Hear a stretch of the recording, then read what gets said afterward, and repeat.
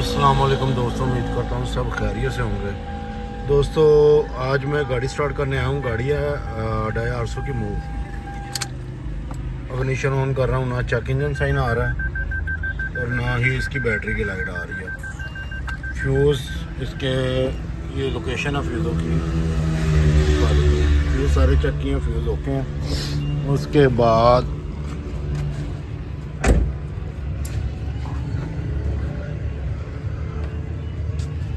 ये बाहर भी जो हमारे ECU के जो फ्यूज़ हैं ये बाहर लगे हैं।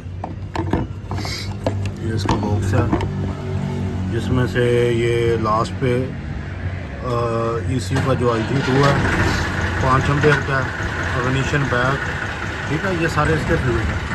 फ्यूज़ अल्हम्दुलिल्लाह ये भी हमारे ओके हैं। गाड़ी के अंदर अब मसला किधर जाके आया वो भी मैं आपको दिखाता हूँ। गाड़ी की हमने अच्छे से यानी कि प्रॉपर चेकिंग की है। चेकिंग करने के बाद हमें ये जो फॉल्ट मिला ये दिखाता हूँ। ये लगा इसका ECU जब मैं ग्रिप उतार रहा हूँ, ये ग्रिप हमारा जो बिल्कुल साफ है। और जैसे ही मैंने इसका दूसरा ग्रिप उतारा तो मैं आपको दिखा देता हूँ।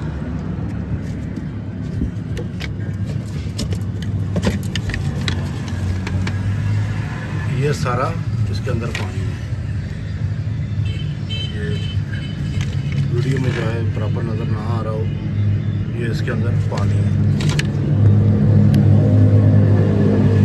स्प्रे वगैरह भी मारी है लेकिन हमारा जो चेकिंग का जो साइन है वो नहीं ऑन हुआ। बाकी इसको मैं ज़रा कंप्यूटर खोलूँगा, कंप्यूटर खोलने के बाद इसको ज़रा अच्छे तरीके से चेक करेंगे कि इसके अंदर क्या मसला आ रहा है। अच्छा जी, आ जाएगा ना मसला इसके जो ना EEPROM का निकला, मैं आपको वो भी दिखाता हूँ, ठीक है। किधर का मसला आया था, ये इसकी ये जो साइडों वाले प्रिंट थे ये भी सारे जल गए थे। खैर प्रिंट बना के हमने दोबारा लगाए हैं। EEPROM जो इसका अपना जेन्युइन था वो ये है, ठीक है। ये चेक किया लेकिन ये काम इस पर काम नहीं हुआ। अब ये हमने दूसरा EEPROM लगाया है, ठीक है।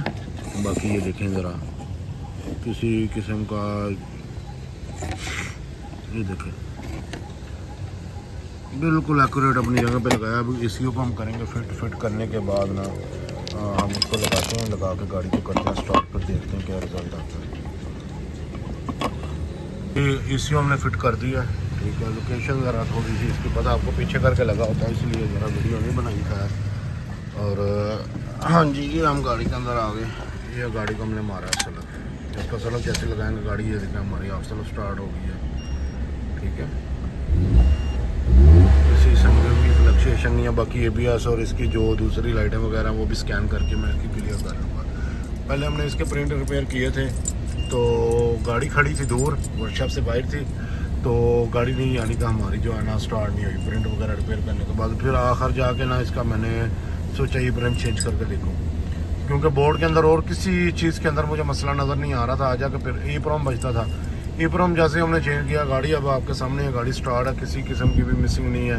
AC भी चल रहा है इसका, ठीक है। गाड़ी जिस कंडीशन में पहले थी उसी कंडीशन में है।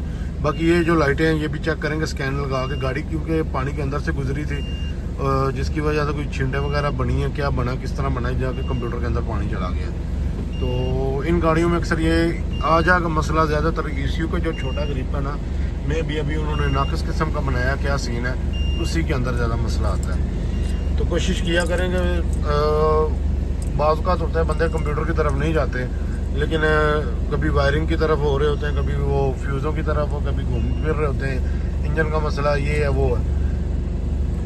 शॉर्ट सिंपल सा तरीका, 2 मिनट लगते हैं ग्रिप उतारने में। ग्रिप उतार के देख लें कहीं पानी शानी नमी शमी तो नहीं है। बाकी बाद में की बातें हैं कि फॉल्ट क्या आ रहा था, किस वजह से आया है, वो बात की। सबसे पहले अक्सर कोई पानी के अंदर से गाड़ी गुजरी हो ना, ग्रिप इसकी कंप्यूटर की ज़रूर चेक किया करें, ठीक है। बाकी वीडियो अगर अच्छी लगी हो तो वीडियो को लाइक करें, शेयर करें अपने दोस्तों के साथ, जितना हो सके ज़्यादा से ज़्यादा शेयर करें। जिन भाइयों ने अभी तक सब्सक्राइब नहीं किया उनसे भी रिक्वेस्ट है कि चैनल को ज़रूर सब्सक्राइब करें। बाकी दुआ में याद रखिएगा। अल्लाह हाफ़िज़।